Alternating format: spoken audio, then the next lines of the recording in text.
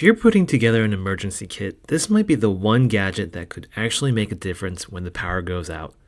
The brand sent me this emergency weather radio to test, and it's packed with useful features. I actually gifted this to my sister, and here's a demo of her testing it out. So it charged up a bit. I already set the time, pretty easy. Just do set time and you mess with it.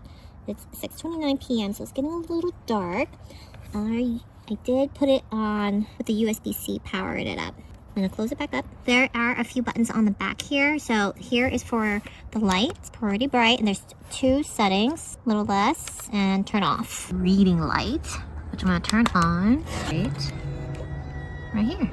Our SOS.